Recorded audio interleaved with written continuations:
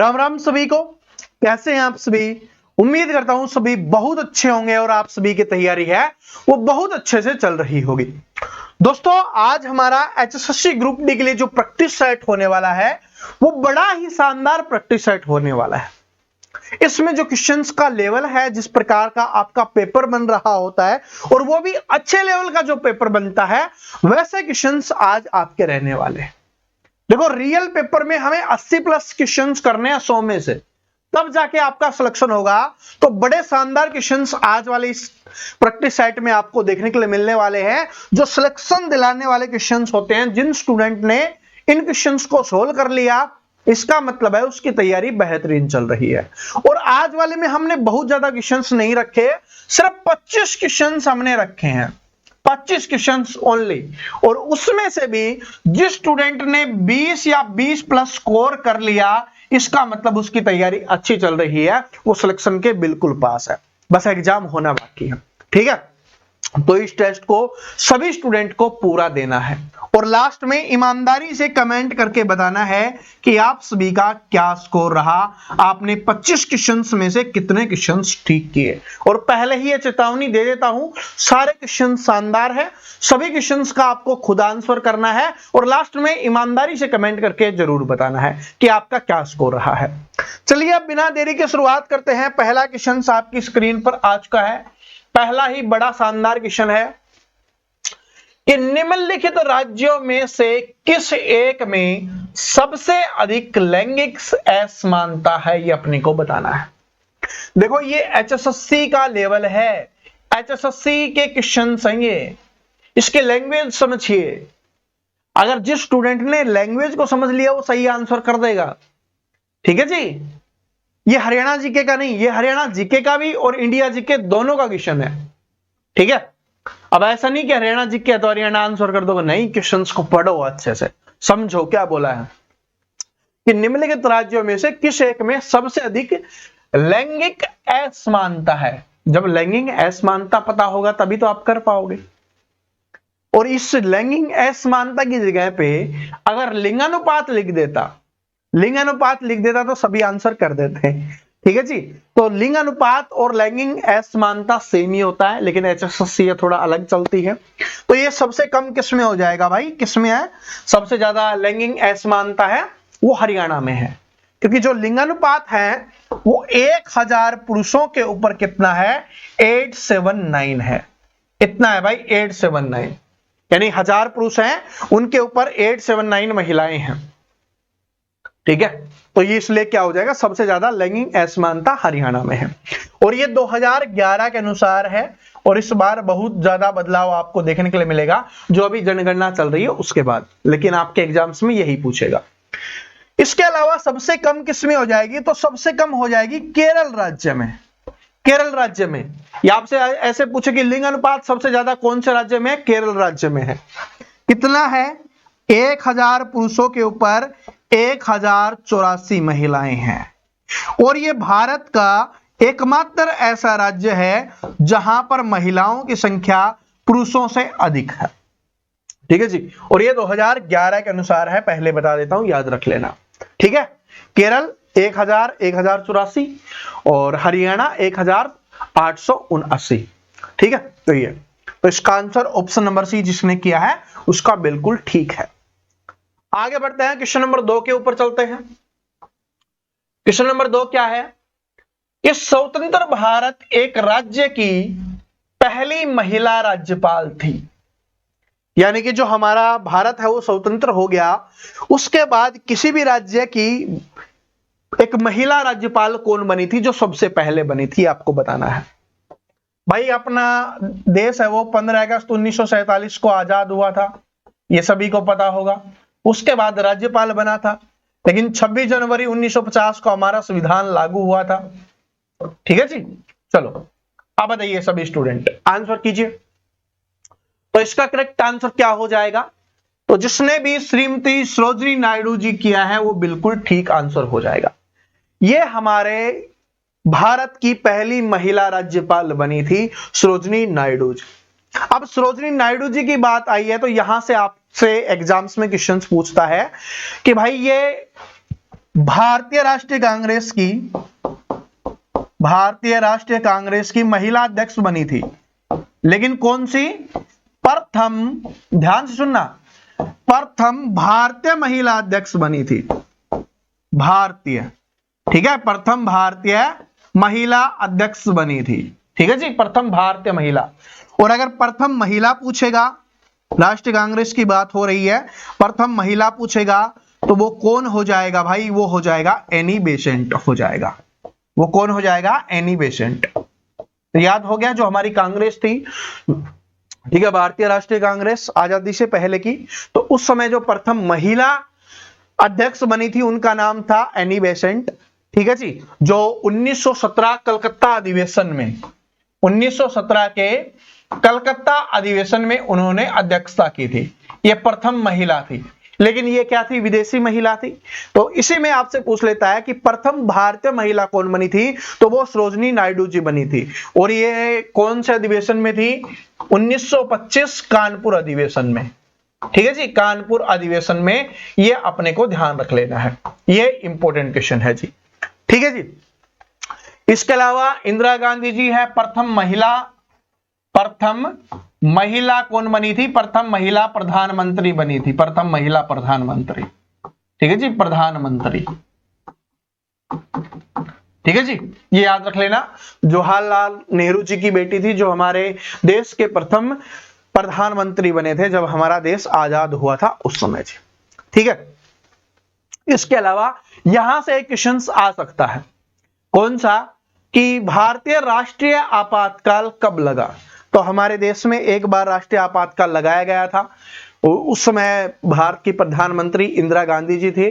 उन्होंने 25 जून 1975 को यह आपातकाल लगा था। ये डेट भी याद कर लेना, ठीक है जी, 25 जून 1975 को, 25 जून 1975 को यह राष्ट्रीय आपातकाल लगा था 21 महीनों के लिए। यह भी इंपॉर्टेंट है, कितने महीनों के लिए लगा था? 21 महीनों के लिए लगा था, ठीक है जी। मार्च 1977 तक, मार्च 1977 तक, और मार्च में भी अगर डेट पूछे तो 21 मार्च 1977, 21 मार्च 1977, ये 21 महीने रहा था। ये अपने को ध्यान रख लेना है, इतना इंपॉर्टेंट है जो आपके एग्जाम्स में यहां से पूछता है, ठीक है। तो इसका जिसने भी ऑप्शन नंबर सी किया होगा उसका बिल्कुल करेक्ट आंसर हो जाएगा। आगे बढ़ते हैं, अगले क्वेश्चन के ऊपर चलते हैं। क्वेश्चन नंबर तीसरा है आपका कि निम्नलिखित में से कौन बजट की तैयारी में शामिल नहीं है? अब 4 ऑप्शंस दिए हुए हैं, इनमें से आपको बताना है कि बजट की जो तैयारी होती है उसमें कौन शामिल नहीं होता, ठीक है जी। बताइए कौन शामिल नहीं होता बजट की तैयारी में? इनमें से 4 ऑप्शंस में से वित्त मंत्रालय, नीति आयोग, नियंत्रण एवं महालेखा परीक्षक या वित्त आयोग, बताओ। तो भाई वित्त आयोग होता है, नीति आयोग भी होता है, नियंत्रक एवं महालेखा परीक्षक भी होता है, लेकिन वित्त आयोग नहीं होता। वित्त मंत्रालय होता है, वित्त आयोग नहीं होता। तो ऑप्शन नंबर डी जिस भी स्टूडेंट ने किया है उसका बिल्कुल ठीक आंसर है। मैं फिर से बता रहा हूं, लास्ट में कमेंट करके जरूर बताना, इससे आपको यह पता चलेगा कि अभी आपको और कितनी तैयारी करने की आवश्यकता है। और आज वाले सारे के सारे क्वेश्चंस हैं वो बड़े ही शानदार क्वेश्चंस होने वाले हैं, या आप बोल सकते हो टॉप लेवल के क्वेश्चंस होने वाले हैं, जो आपके एचएसएससी के द्वारा पूछे जाते हैं और एचएसएससी के फेवरेट रहते हैं, ठीक है जी। अगले क्वेश्चन के ऊपर चलते हैं। अगला क्वेश्चन देखिए, क्वेश्चन नंबर 4 है, इंग्लिश का क्वेश्चन है, ठीक है। इंग्लिश हिंदी भी हमने थोड़ी थोड़ी डाल दी है, चलो, ताकि जिससे ही तो पता चलेगा सभी टाइप के तैयारी को। अब आपको फिलिंग द ब्लैंक भरना है, प्रीपोजिशन से भरना है। He was in a hurry and just glanced the letter, इसका बताओ क्या आएगा, कौन सी प्रीपोजिशन यहां पर आएगी, इंपॉर्टेंट है। जिसने ये देखो प्रीपोजिशन से एक क्वेश्चन पक्का आएगा, तो प्रीपोजिशन सारी याद कर लेनी है, उनका अर्थ समझ लेना है कैसे होगा। तो यहां पर जिसने भी ऑप्शन नंबर सी किया है थ्रो, तो ये बिल्कुल ठीक हो जाएगा थ्रो, क्योंकि ग्लांस थ्रो क्या होता है, एक इडियम होता है जिसका मतलब होता है, देखो he was in a hurry and just glance throw the letter. तो मतलब कि ग्लांस थ्रो का मतलब होता है जल्दी समझ लेना, जल्दी जल्दी चीजों को पढ़ लेना, ठीक है, ये इडियम है एक। तो ग्लांस थ्रो है, तो option number C correct answer हो जाएगा, ठीक है। आगे बढ़ते अगला क्वेश्चन देखिए क्या है आपका, हिंदी का है, क्वेश्चन नंबर 5वां है। इस देव का संधि विच्छेद करे, सदैव का संधि विच्छेद आंसर करेंगे तो क्या हो जाएगा, सदा प्लस में एव। सदा प्लस में एव जिसने किया है उसका बिल्कुल करेक्ट आंसर है। अगला देखिए क्या है कि दिए गए वाक्य में रिक्त स्थान की पूर्ति के लिए प्रस्तावित विकल्पों में से समुचित विकल्प चुनिए और उसे उत्तर पत्र में अंकित कीजिए। तो बताइए क्या होगा। हमारे देश में खनिजों का वितरण बहुत है, अब कैसा है ये आपको बताना है। क्वेश्चन नंबर 6 है, इसका आंसर करेंगे, कीजिए। तो बहुत क्या है, बहुत विशाल है। विशाल का मतलब समझते हो ना, बड़ा, बहुत बड़ा है। ठीक है, अब यहां पर एक क्वेश्चन सभी स्टूडेंट बताएंगे कि हरियाणा में खनिजों का उत्पादन सबसे अधिक कहां पर होता है, सबसे ज्यादा खनिज कहां पर पाए जाते हैं। सभी स्टूडेंट ये कमेंट करके बताएंगे। ये क्वेश्चन बताना बहुत जरूरी है, अभी कुछ दिन पहले ही मैंने आपको याद करवाया था। ठीक है, बाकी हरियाणा जीके में दोबारा पढ़ाऊंगा, ठीक है, तो उसमें बता दूंगा, स्पेशल क्लास होगी उसमें बता दिया जाएगा। सभी स्टूडेंट आंसर करेंगे हरियाणा में सबसे अधिक खनिज है वो कहां पर होता है। तो इसका आंसर जिसने ठीक किया है सी, बिल्कुल ठीक है। आगे बढ़ते अगले क्वेश्चन के ऊपर चलते हैं, ये इंपॉर्टेंट है भाई। क्वेश्चन नंबर 7वां है, जिसने इसको कर लिया इसका मतलब हिंदी उसकी अच्छी है, हिंदी में वो अच्छा स्कोर कर सकता है, 10 में से 8-10 ले सकता है वो, है ना। चलो, तुणीर शब्द का समानार्थी शब्द क्या होगा। जिसने तुणीर का समानार्थी शब्द बता दिया इसका मतलब वो अच्छी तैयारी है हिंदी की उसकी। तुणीर का समानार्थी शब्द आपको बताना है। अब तुणीर नहीं समझ रहे तो इसका अर्थ मैं आपको बताता हूं, फिर बता देना। तुणीर का एक समानार्थी शब्द ही बता देता हूं मैं, तर्कस। ठीक है जी, क्या है, तर्कस। तर्कस सुना होगा ना, तर्कस के अंदर तीर डाला जाता है। ठीक है जी, तो तर्कस के अंदर तीर, यानी जो तीर डालने वाला जो पीछे लगा के रखते हैं ना धनुधारी, जिसमें तीर डाला जाता है उसको क्या बोला जाता है, तर्कस बोला जाता है। तर्कस के अंदर तीर, तो इसका तुणीर का मतलब होता है तर्कस। आप बता दो, तो इसका जो समानार्थी होगा वो होगा निसंग। ऑप्शन नंबर बी जिसने भी किया है उसका सही आंसर हो जाएगा, निसंग। अगला क्वेश्चन से आपका क्वेश्चन नंबर 8वां है कि चांदी का ऐनक लगाना का क्या अर्थ होगा। चांदी के ऐनक लगाने का अर्थ क्या होगा बताओ। तो जो क्वेश्चन आपको उत्तर याद ना हो, डायरेक्ट उत्तर याद ना आए, तो थोड़ा समझा करो कि चांदी के ऐनक कौन लगाएगा। ऑप्शंस पढ़ो तब समझ में आएगा। घूस लेकर ही किसी का काम करना, क्या चांदी का ऐनक लगाना और घूस लेने से कोई संबंध नहीं। खूब लाभ कमाना, हो सकता है भाई जिसके पास बहुत सारा लाभ होगा वही तो लगा सकता है, लेकिन इससे और ऑप्शंस ठीक हो सकते हैं, उसको देखते हैं। किसी न किसी प्रकार प्रतिष्ठा बनाए रखना, यह बिल्कुल ठीक है, क्योंकि जो चांदी वाले दिखा रहा है ना, जिसके पास पैसे उसको दिखाने की आवश्यकता नहीं है। ठीक है जी, आपने देखा होगा अंबानी है ना, बिल्कुल सिंपल रहता है ना, तो जिसके पास पैसा है ना उसको दिखाने की आवश्यकता नहीं है पड़ती। तो किसी न किसी प्रकार की प्रतिष्ठा बनाए रखने के लिए, तो ये जिसने ऑप्शन नंबर सी किया है उसका बिल्कुल करेक्ट आंसर हो जाएगा। क्योंकि ये देखो, बहुत अमीर होना, बहुत लाभ होना, तो ये तो दोनों हो गए, लेकिन इसमें बेस्ट कौन सा है, ये वाला है। ठीक है, अगर ये वाला नहीं होता तब हम इनमें से करते हैं। ठीक है, चलो आगे बढ़ते हैं, ये लास्ट हिंदी का है, फिर आगे बढ़ेंगे। दिए गए विकल्पों में से गंभीर का सही विलोमार्थक शब्द क्या होगा। विलोम शब्द आपको बताना है, समानार्थी शब्द आपसे पूछ लिया, अब विलोम शब्द आप बताओ। क्वेश्चन नंबर 9 है ये, क्वेश्चन नंबर 9 में है विलोम शब्द सभी बताएंगे। गंभीर, अरे गौतम गंभीर, गंभीर का मतलब है जो चुपचाप रहता है।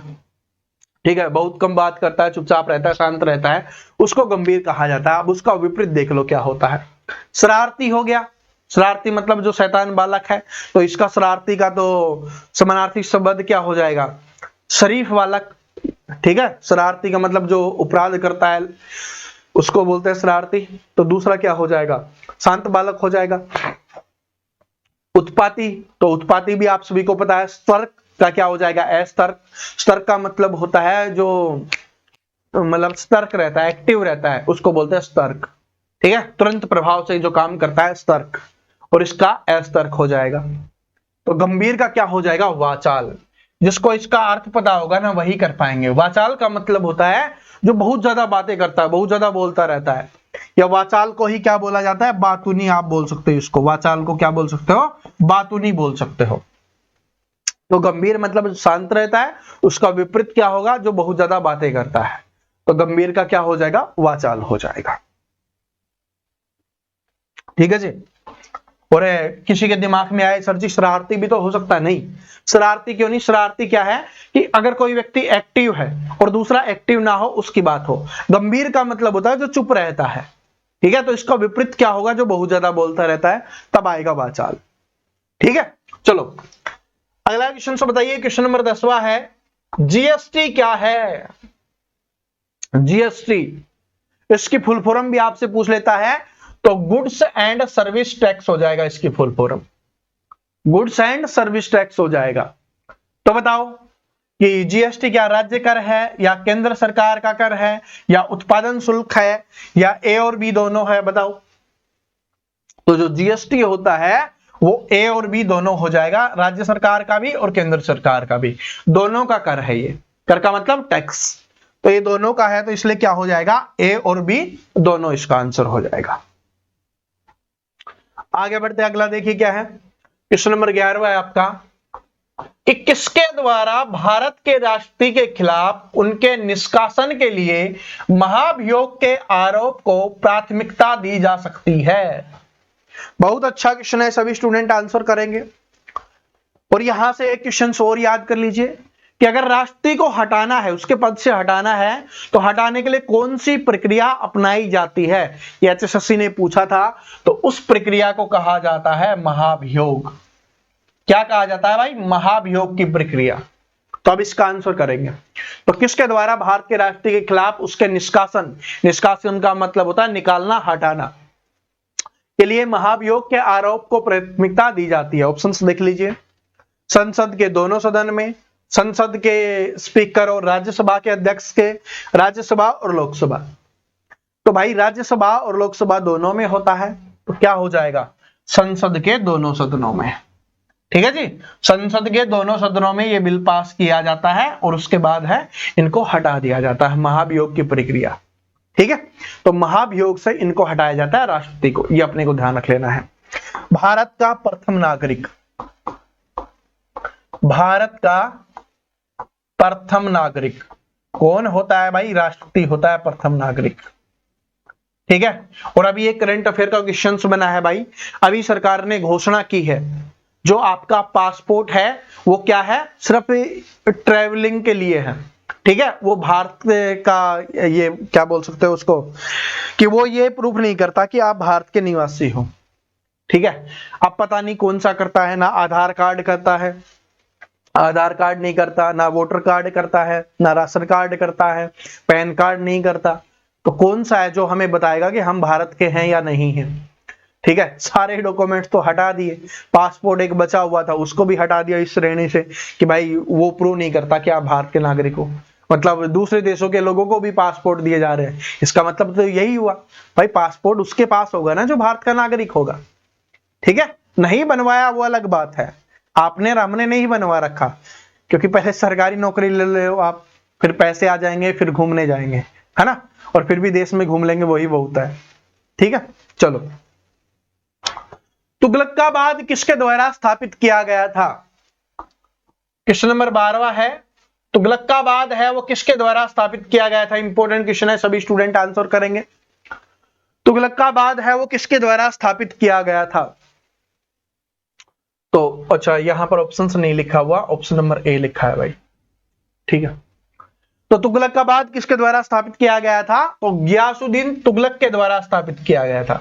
जिसने ऑप्शन नंबर ए ठीक किया है उसका बिल्कुल ठीक है, गियासुद्दीन तुगलक के द्वारा। और ये जो तुगलकाबाद है ये दिल्ली के पास बसा हुआ एक शहर है, आप दिल्ली का शहर बोल सकते हो। ठीक है जी, और गियासुद्दीन तुगलक ने बसाया था। और ये कौन सा, तुगलक वंश का संस्थापक, तुगलक वंश का संस्थापक था भाई, ये भी आपसे याद रख लेना, एग्जाम्स में पूछा जा सकता है। तो तुगलक वंश का संस्थापक भी कौन था, गियासुद्दीन तुगलक था। ठीक है जी। और यहां से क्वेश्चन और पूछा जाता है, इसका मूल नाम क्या था। ये तो गयासुद्दीन तुगलक तो वैसे बोलते थे, लेकिन इसका मूल नाम क्या था। मूल नाम ये इंपॉर्टेंट है। मूल नाम क्या था, तो मूल नाम हो जाएगा गाजी मलिक। क्या हो जाएगा, गयासुद्दीन तुगलक का मूल नाम गाजी मलिक हो जाएगा। ठीक है। अब मैं आपसे एक पूछता हूं, एक क्वेश्चन पूछ लूं, चलो छोड़ो, ठीक है।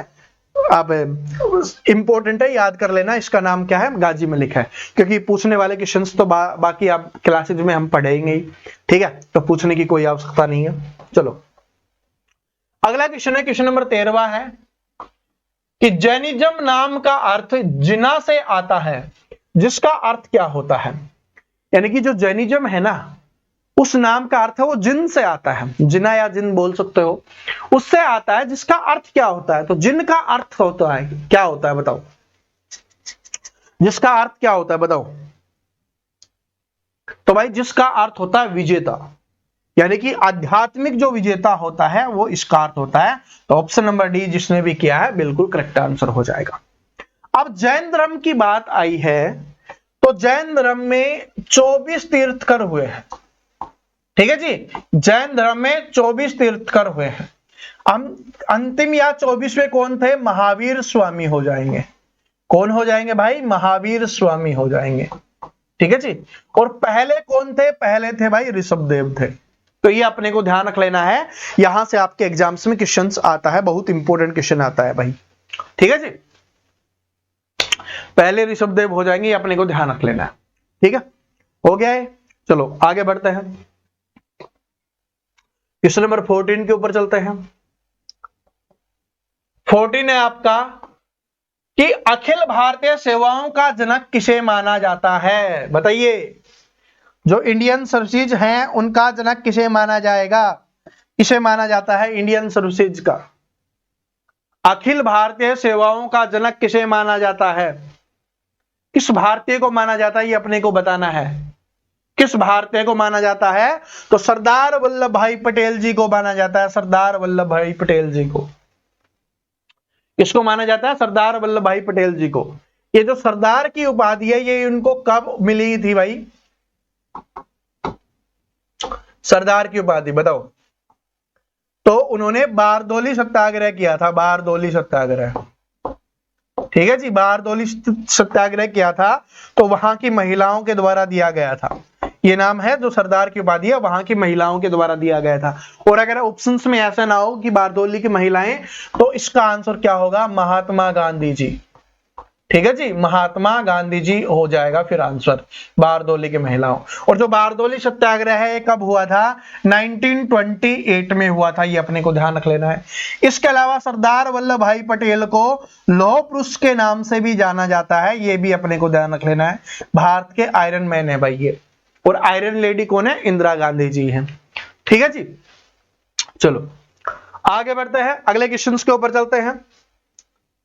निम्नलिखित में से कौन सा यातायात भीड़ भाड़ वाले शहरों में भूरी हवा के निर्माण से जुड़ा हुआ है।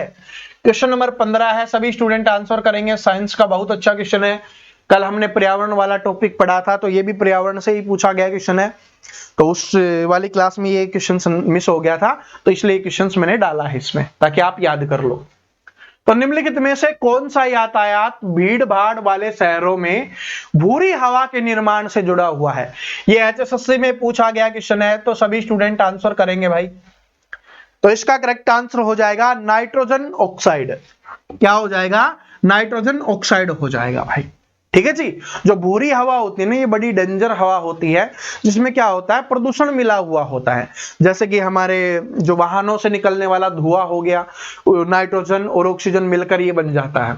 ठीक है, तो option number B correct answer हो जाएगा, नाइट्रोजन ऑक्साइड। आगे बढ़ते अगले क्वेश्चन के ऊपर चलते हैं कि आतिशबाजी में हरी ज्वाला उत्पन्न होती है। तो आतिशबाजी समझ गए होंगे, यानी कि जो हमारे पटाखे होते हैं, जो पटाखे जलाते हैं दिवाली के अवसर पर या कोई खुशी के अवसर पर, शादी ब्याह के अवसर पर। तो आतिशबाजी में हरी ज्वाला उत्पन्न क्यों होती है। जब पटाखा जलाते हैं ना, तो उसमें अलग अलग प्रकार की ज्वालाएं उत्पन्न होती हैं। सभी से एग्जाम्स में क्वेश्चंस पूछता है। तो यहां पर आपसे हरिज्वाला से पूछा है, हरिज्वाला किसके कारण उत्पन्न होती है बताओ। फिर मैं सारे के सारे आपको यहां पर याद करवाने वाला हूं और आप स्क्रीनशॉट ले लेना, फिर उसको एक बार दोबारा से रिवीजन कर लेना। तो जो हरिज्वाला होती है वो बेरियम के कारण होती है। किसके कारण होती है? बेरियम के कारण होती है। और ये सारे के सारे पूछे जाते हैं, तो ये सारे के सारे रंग याद कर लेना भाई, ठीक है। आप इसका स्क्रीनशॉट ले सकते हो और याद कर लेना, ठीक है जी। हरा रंग है वो किसके कारण होता है? बेरियम के कारण होता है। लाल रंग है वो साइट्रोटियम के कारण होता है। पीला रंग होता है ये सोडियम के कारण होता है। नीला रंग होता है वो कॉपर यौगिकों के कारण होता है। बैंगनी रंग होता है वो भी साइट्रोटियम और कॉपर के कारण होता है। जब मिश्रण मिल जाता है, लाल और नीला बनता है, तब जाके बैंगनी बन जाता है ना। तो इस प्रकार से दोनों का, इसका और इसका मिश्रण होता है, ठीक है। तो इसका एक बार स्क्रीनशॉट ले लेना आप और इसको एक बार दोबारा से रिवीजन कर लेना, ठीक है। वरना व्हाट्सएप पे भी डाल दूंगा, अपने व्हाट्सएप चैनल पे डल जाएगा ये, ठीक है। चलो अब ये वाला देखिए क्या है। महाभारत से क्वेश्चन पूछता ही है, लेकिन बहुत अच्छे लेवल का क्वेश्चन है। क्वेश्चन नंबर अपना 17वां है ना। तो बताओ कि महाभारत काल से सदियों पहले कुरु वंश के आर्यों के काल को निम्नलिखित में से किस युग की शुरुआत के साथ चिन्हित किया जाता है, या किस युग के रूप में जाना जाता है, ये अपने को बताना है। तो जो आर्य आए थे वो पाषाण से बाद में आए थे, पाषाण काल के बाद। तो यहां पर देख लो कौन सा हो जाएगा, कौन सा युग हो जाएगा बताओ भाई, कौन सा हो जाएगा। तो इसका करेक्ट आंसर जिसने भी धातु युग किया है बिल्कुल करेक्ट आंसर हो जाएगा, धातु युग हो जाएगा, ठीक है जी।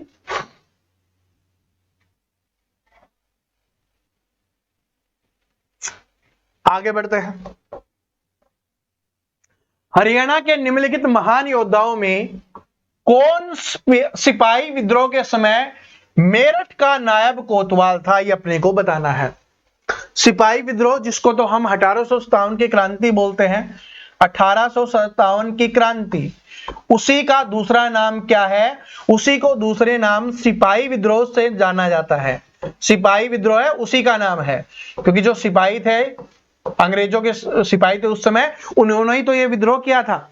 और विद्रोह की शुरुआत किसने की थी? मंगल पांडे जी ने की थी, मंगल पांडे जी ने की थी। ये भी अपने को ध्यान रख लेना है, मंगल पांडे जी ने की थी, ठीक है जी। रीजन क्या था? चर्बी लगे कारतूस, चर्बी लगे कारतूस। वैसे तो बहुत सारे रीजन थे, लेकिन जो तत्कालिक रीजन था वो था चर्बी लगे कारतूस। कारतूस का मतलब है जो गोलियां थी वो क्या बन रही थी? चर्बी से बन रही थी। और ये चर्बी किसकी थी? गाय व सुअर की, गाय व सुअर की चर्बी थी, जिसकी वजह से ये हुआ था। अब आप इसका आंसर बताओ सभी, ठीक है जी। और 1857 की शुरुआत भी यहां से हुई थी, मेरठ से ही हुई थी। तो बताइए, तो हरियाणा के निम्नलिखित महान योद्धाओं में से कौन सिपाही विद्रोह के समय मेरठ का नायब कोतवाल था? बताओ कौन था। तो इसका करेक्ट आंसर हो जाएगा, जो मेरठ का उस समय नायब कोतवाल था वो हो जाएगा भाई राव कृष्ण गोपाल। राव कृष्ण गोपाल जी थे उस समय वहां के कोतवाल। तो जिसने भी ऑप्शन नंबर सी किया है बिल्कुल करेक्ट आंसर हो जाएगा। और इन्होंने ही, राव कृष्ण गोपाल जी और साथ में राव तुलाराम जी, ठीक है जी, राव तुलाराम जी, इन्होंने ही महेंद्रगढ़ से 1857 की क्रांति में नारनौल महेंद्रगढ़ से नेतृत्व किया था, ठीक है जी। तो ये अपने को ध्यान रख लेना है, बाद में अंग्रेजों के द्वारा फांसी की सजा दे दी गई थी। चलो आगे बढ़ते हैं। प्रथम स्वतंत्रता संग्राम में वल्लभगढ़ के निम्नलिखित राजाओं में से किसने दिल्ली में क्रांतिकारी सेना का नेतृत्व किया था? इंपॉर्टेंट क्वेश्चन है, बहुत बार एग्जाम्स में आ चुका क्वेश्चन है, तो ये बताओ, ठीक है जी। और 1857 की क्रांति में जो मैंने अभी फांसी की बात की, तो सबसे पहले जो फांसी दी गई थी वो मंगल पांडे जी को दी गई थी, ठीक है। चलो, प्रथम स्वतंत्रता संग्राम में जो 1857 में था उसको प्रथम स्वतंत्रता संग्राम भी बोला जाता है, उसको सिपाही विद्रोह भी बोला जाता है, उसको 1857 की क्रांति भी बोला जाता है, ठीक है। तीनों का मतलब एक ही है, कोई कंफ्यूजन नहीं होना चाहिए। आप बताओ, वल्लभगढ़ के निम्नलिखित राजाओं में से किसने दिल्ली में क्रांतिकारी सेना का नेतृत्व किया था? एचएसएससी में पूछा गया क्वेश्चन है, तो जिसने भी राजा नाहर सिंह किया होगा वो बिल्कुल करेक्ट आंसर हो जाएगा। तो जिसने भी राजा नाहर सिंह किया होगा बिल्कुल करेक्ट आंसर हो जाएगा। और 1857 की क्रांति का नेता किसे चुना गया था? नेता, तो ये चुना गया था भाई बहादुर शाह जफर को। बहादुर शाह जफर, बहादुर शाह जफर या बहादुर शाह द्वितीय को चुना गया था, ये अपने को ध्यान रख लेना है। और ये कौन था? ये था भाई मुगल शासक था, और आप बोल सकते हो अंतिम मुगल शासक था। ठीक है जी, अंतिम मुगल शासक था। और फिर राजा नाहर सिंह जी ने बल्लभगढ़ से नेतृत्व किया था, ये अपने को ध्यान रख लेना है। और 1857 की क्रांति का नेता किसे चुना गया था? तो बहादुर शाह जफर को चुना गया था। ठीक है, चलो अगला क्वेश्चन देखिए, क्वेश्चन नंबर 20वां है कि बासमती चावल के उत्पादन में प्रसिद्ध होने के कारण हरियाणा के किस जिले को धान का कटोरे के नाम से जाना जाता है? ये तो सभी को पता होगा, हरियाणा के धान का कटोरा। तो हरियाणा के धान का कटोरा कौन हो जाएगा? करनाल हो जाएगा। ठीक है जी, आगे बढ़ते हैं। अब ये देखो क्वेश्चंस, ऐसे क्वेश्चंस जब भी आते हैं स्टूडेंट कर ही नहीं पाते, क्योंकि कुछ क्वेश्चंस ऐसे ही बनते हैं अपने एचएसएससी में जिनको छोड़ना ही पड़ता है, आपको नहीं आते। और नेगेटिव मार्किंग नहीं है जिसकी वजह से आपको क्या लगाने पड़ते हैं? तुक्के लगाने पड़ते हैं, और आप लगाते भी हो। ये वही क्वेश्चन है। देखिए क्वेश्चन क्या है, क्वेश्चन नंबर 21वां है आपका कि क्रिकेट टेस्ट मैच जिसमें हरियाणा के कपिल देव ने सबसे अधिक विकेट लेने का रिकॉर्ड बनाने के लिए 432वां विकेट लिया था, यह आयोजित किया गया था, कहां पर किया गया था, यह आपको बताना है। और ये क्वेश्चन इसलिए इंपॉर्टेंट बन गया क्योंकि कपिल देव है ना, वो हरियाणा के हैं, और हरियाणा जो क्रिकेट टीम के जो कप्तान है वो भी रह चुके हैं। 1983 में जो वर्ल्ड कप जीता था, क्रिकेट वर्ल्ड कप, उस समय कप्तान कौन थे? कपिल देव जी थे। तो ये अपने को ध्यान रख लेना है। ठीक है जी, 1983 में। उसके बाद जो वर्ल्ड कप जीता था 2011 में जीता था, और इस समय कप्तान कौन थे? महेंद्र सिंह धोनी। महेंद्र सिंह धोनी, ठीक है, महेंद्र सिंह धोनी। और ये 50-50 वर्ल्ड कप है भाई, इसमें T20 वगैरह ऐड मत करना, 50-50 वर्ल्ड कप है। ठीक है, तो ये अपने को ध्यान रख लेना है। चलो आगे बढ़ते हैं, बताइए इसका आंसर पता है? अगर किसी को पता है तो बता दो, नहीं पता तो मैं तो बताऊंगा ही आपको। बताओ भाई, जिसको पता है आंसर करेंगे, जिसको पता है आंसर करेंगे। तो इसका करेक्ट आंसर हो जाएगा 8 फरवरी 1994। क्या हो जाएगा? 8 फरवरी 1994 में। बाद में ये रिकॉर्ड भी टूट गया था। ठीक है जी, चलो हरियाणा में महिलाओं द्वारा, ये इंपॉर्टेंट क्वेश्चन है, जिनको लगता है ना कि हरियाणा जीके के इजी क्वेश्चंस आते हैं, एक तो ये क्वेश्चंस देख लिया होगा आपने, ये हरियाणा का ही है क्योंकि हरियाणा से कपिल देव है, तो हरियाणा जीके में ही रहता है, इसलिए स्पेशली लिखा हुआ है। और ये भी हरियाणा का क्वेश्चन है, ये तो वेशभूषा का है। देखो कितना शानदार क्वेश्चन है। क्वेश्चन नंबर 22वां है अपना कि हरियाणा में महिलाओं द्वारा कमर से टखने तक पहने जाने वाली स्कर्ट जो बिना किसी कली के होती है, 4 नीले और 4 लाल धागों का उपयोग करके बुने हुए मोटे कपड़े से बनी होती है, उसको क्या कहते हैं? ठीक है जी, ये मोटे कपड़े से वो बनती है। ठीक है जी, बताओ। इसमें 4 नीले 4 लाल धागों का उपयोग करके बुने हुए मोटे कपड़े से बनी हुई होती है, बुना जाता है इसको। ये पहले के जमाने में होता था, आजकल तो जींस टॉप चलता है भाई। ठीक है, ज्यादा से ज्यादा सूट सलवार, ठीक है, प्लाजो वगैरह पता नहीं क्या क्या आ रहे हैं। ठीक है, तो ये बताओ, ये तगड़ा है, ये तगड़ा क्वेश्चन है। तो उसको क्या कहा जाता है? जिसने इसका खारा किया उसका बिल्कुल ठीक है, उसको क्या कहा जाता है? खारा। यानी कि ये जो अपना घाघरा बोलते हैं ना, घाघरा टाइप का होता है। ठीक है, तो घाघरा टाइप का होता है, जिसको क्या बोला जाता है? खारा बोला जाता है। क्या बोला जाता है? खारा।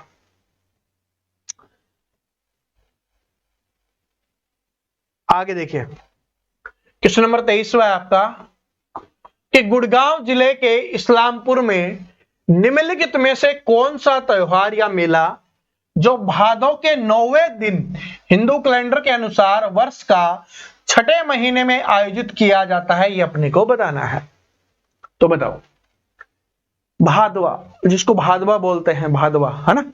तो भादो के 9वें दिन आता है, बताओ, गुड़गांव जिले के इस्लामपुर में। इतना भी हिंट आपको दे दिया है कि गुड़गांव जिले के इस्लामपुर में होता है, ये भादो के 9वें दिन होता है। अब बताओ उसका त्योहार या पर्व का नाम बताओ, मेला, त्योहार, पर्व जो भी है उसका नाम बताइए, क्या है, उसको क्या कहा जाता है, कौन सा मेला त्योहार लगता है। तो ये हो जाएगा आपका नाग पूजा का त्योहार। कौन सा? नाग पूजा। ठीक है जी। क्वेश्चन नंबर 24 के ऊपर चलते हैं। क्वेश्चन नंबर, हरियाणा में पंजाबी भाषा को बढ़ावा देने के लिए इसे राज्य की कौन सी भाषा बनाया गया? तो बताओ। तो जब हमारा हरियाणा और पंजाब अलग हुआ था, 1 नवंबर 1966 को हमारा हरियाणा बना था, उस समय हम पंजाब के लोगों से नाराज थे, उसके बहुत सारे रीजंस थे, जिसकी वजह से दूसरी भाषा का दर्जा है वो तमिल भाषा को दे दिया गया था। लेकिन बाद में सुलह हो गई, बड़ा भाई मानने लग गए, सारी चीजें चलने लग गई, तो उस समय जो पंजाबी भाषा है उसको दूसरी भाषा का दर्जा दे दिया गया। ठीक है जी। तो कौन सी भाषा का दर्जा दे दिया गया? दूसरी भाषा का, ताकि पंजाबी को बढ़ाया जाए, पंजाबी भाषा को बढ़ावा देने के लिए दूसरी भाषा का दर्जा दिया गया था। क्योंकि हरियाणा में बहुत सारे सिख परिवार के लोग रहते हैं जो पंजाबी भाषा में बात करते हैं, तो जिसकी वजह से ये चीज की गई थी। ठीक है जी। तो आप सभी कमेंट करके बताओगे इसका क्वेश्चन, ये कब बनी थी। ठीक है जी। द्वितीय भाषा है ना, वो कब बनी थी, ये आप सभी कमेंट करके बताओगे। देखते हैं कितने स्टूडेंट को याद है, वरना कमेंट सेक्शन में मैं आपका आंसर बता दूंगा, कल वाले वीडियो में भी इसका आंसर बता देंगे, तो सभी स्टूडेंट आंसर बताएंगे। आगे बढ़ते हैं और आज का 25वां क्वेश्चन है और लास्ट क्वेश्चन है, पिछला 24वां था, हाँ ये 25वां है आज की क्लास का टेस्ट का लास्ट क्वेश्चन। देखिए, ओएसिस नामक पर्यटन स्थल हरियाणा के निम्न में से किस स्थान पर है? कुछ दिन पहले ही टेस्ट में किसी ऑप्शंस में मैंने आपको ये बताया था। ठीक है, कोई ऑप्शंस था उसमें मैंने आपको बताया था। अब बताओ कि ओएसिस है नामक पर्यटन स्थल है जो हरियाणा के निम्नलिखित में से किस स्थान पर है, ये किस स्थान पर है? ये झील के पास है, इतना बता देता हूं, झील, या आप बोल सकते हो कि झील ही है ये। ओएसिस क्या है? झील ही है। बताओ, बताइए बताइए कहां पर है। जिला भी बता देता हूं, चलो जिला बता देता हूं, करनाल। अब तो बता ही दोगे यार, जिला बताते ही तो हो, क्योंकि एक ही जिला नहीं लिखा हुआ, तो उचाना इसका आंसर हो जाएगा, बाकी तो सारे जिले लिखे हुए हैं। तो उचाना कौन सा है? करनाल वाला उचाना, उचाना झील करनाल। ठीक है जी, वहां पर ये ओएसिस नामक क्या है? पर्यटन स्थल है। तो यहां पर हमारे ये 25 क्वेश्चंस का जो टेस्ट है वो यहां पर समाप्त होता है, ये टेस्ट। अब सभी स्टूडेंट ईमानदारी से कमेंट करके बताएंगे कि उनका स्कोर क्या रहा है, 25 में से कितने क्वेश्चंस ठीक किए हैं। जिसके 20 प्लस ठीक है, अच्छी बात है। जिसके 20 से कम स्कोर हुआ है, मतलब आपको बहुत ज्यादा मेहनत करने की आवश्यकता है, आपको बहुत कुछ पढ़ने की आवश्यकता है। और अगर आप अपने स्कोर को बढ़ाना चाहते हो तो अपने जीके जीएस वाले नोट्स ले लेना। इसमें हरियाणा जीके भी है, इसमें साइंस भी है, इसमें कंप्यूटर भी है, इसमें इंडिया जीके भी है, जिसमें history, polity, geography, economics, static GK सब कुछ आ गया। और स्टैटिक जीके नहीं पढ़ोगे तो बात नहीं बनेगी, हिस्ट्री पॉलिटी नहीं पढ़ोगे तो बात नहीं बनेगी। तो इसलिए ये आपके लिए बहुत इंपॉर्टेंट है और सिर्फ 99 रुपए में ही आपको मिल रहा है ये पूरे के पूरे। ठीक है जी, पीडीएफ ई बुक नोट्स हैं, ये अपने ऐप पे मिल जाएंगे और ऐप का लिंक है वो डिस्क्रिप्शन में दिया हुआ है, जहां से आप इन नोट्स को परचेज कर सकते हो और पढ़ना शुरू कर सकते हो। ठीक है, और आज वाला टेस्ट कैसा लगा, क्वेश्चंस का लेवल कैसा लगा, पैटर्न कैसा लगा, कमेंट करके जरूर बताना। ठीक है, मिलते हैं नेक्स्ट वीडियो में और शानदार क्लास के साथ। तब तक हंसते रहिए, मुस्कुराते रहिए, पढ़ते रहिए। राम राम।